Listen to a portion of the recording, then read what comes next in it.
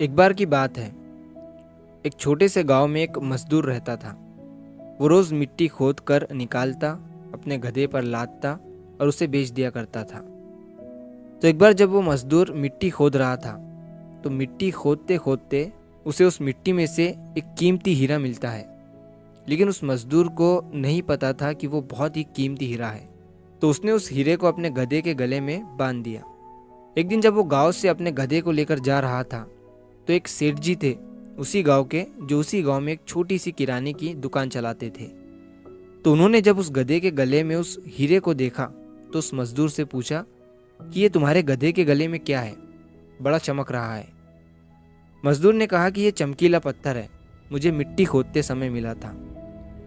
अब सेठ जी को वो चमकीला पत्थर पसंद आ जाता है और सेठ जी उस मजदूर से उस चमकीले पत्थर को 50 रुपए में खरीद लेते हैं और वो उस चमकीले पत्थर को अपने दुकान के तराजू पर लगा देते हैं। अब जो भी सेठ जी की दुकान पर आता, उस चमकीले पत्थर को देखकर उसकी बहुत तारीफ करने लगता।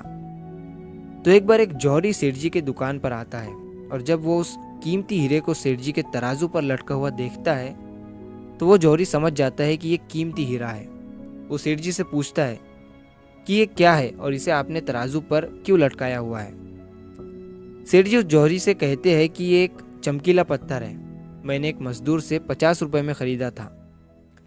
वो जौहरी सेठ जी से कहता है कि क्या तुम इस चमकीले पत्थर को मुझे बेचना चाहोगे।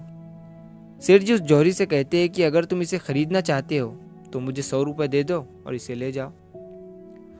अब वो जौहरी जो था वो बहुत ही कंजूस था। उसने सेठ जी से कहा कि मैं इस चमकीले पत्थर के तुम्हें 80 रुपए दे सकता हूँ, चाहिए तो बोलो, नहीं तो मैं जा रहा हूँ। सेठ जी अपने 100 रुपए पर ही अड़े रहे और वो जौहरी ये सोच कर वहाँ से चला गया कि आज सेठ जी नहीं मान रहे हैं, कल आऊँगा और सेठ जी को 90 रुपए देकर वो हीरा लेकर चला जाऊँगा। लेकिन हुआ कुछ ऐसा कि उसी दिन शाम के वक्त एक दूसरा जौहरी उसी गांव के रास्ते से जा रहा था और अचानक उसी गांव में उसकी गाड़ी बंद हो जाती है। जब तक ड्राइवर गाड़ी को रिपेयर कर रहा होता है, वो जौहरी सेठ जी की दुकान पर कुछ लेने के लिए जाता है और जब वो उस हीरे को तराजू पर लटका हुआ देखता है, तो सेठ जी से उसे खरीदने के बारे में पूछता है। सेठ जी भी उसे वही कहते हैं कि 50 में लिया था, आपको 100 रुपए में दे दूंगा। वो जौहरी बहुत होशियार था, उसने एक सेकंड भी वेस्ट नहीं किया और तुरंत सेठ जी को 100 रुपए देकर वो हीरा लेकर वहां से चला गया। अब जब दूसरे दिन पहला जौहरी सेठ जी की दुकान पर आया और जब उसकी नज़र तराजू पर पड़ी, तो उसे वो हीरा वहां नहीं दिखा। उसने सेठ जी से पूछा कि वो चमकीला पत्थर कहाँ गया। सेठ जी ने कहा कि वो कल तुम्हारे जाने के बाद एक दूसरे साहब आए, उन्हें वो पसंद आ गया और उन्होंने 100 रुपए देकर मुझसे वो खरीद लिया। अब ये सुनने के बाद उस जौहरी को बहुत पछतावा हुआ और उससे गुस्सा भी आया। तो उसने गुस्से में सेठ जी से कहा कि तुम कितने बड़े बेवकूफ़ हो, वो कोई चमकीला पत्थर नहीं था, बल्कि वो बेशकीमती हीरा था और तुमने उसे 100 रुपए में ही दे दिया। अब ये सुनने के बाद सेठ जी ने उस जौहरी से कहा कि साहब, ऐसा है कि मुझे तो पता नहीं था कि वो बेशकीमती हीरा है और आपको ये पता होने के बावजूद भी आप कल मुझसे 20 रुपए के लिए झिकझिक कर रहे थे।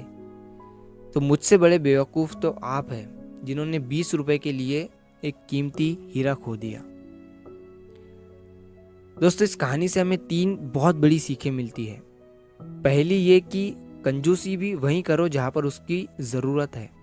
अगर हर जगह कंजूसी करोगे तो अच्छी चीज़ें भी अपने हाथों से गंवा दोगे। और दूसरी सीख इस कहानी से हमें ये मिलती है कि हाथ में आया हुआ मौका, अपॉर्चुनिटी हमें कभी भी गंवानी नहीं चाहिए। अक्सर करके हम अपने आप को ब्रिलियंट समझकर कई सारे मौके हाथ से गंवा देते हैं। और तीसरी सीख हमें इस कहानी से ये मिलती है कि कभी भी काम को कल पर मत टालो।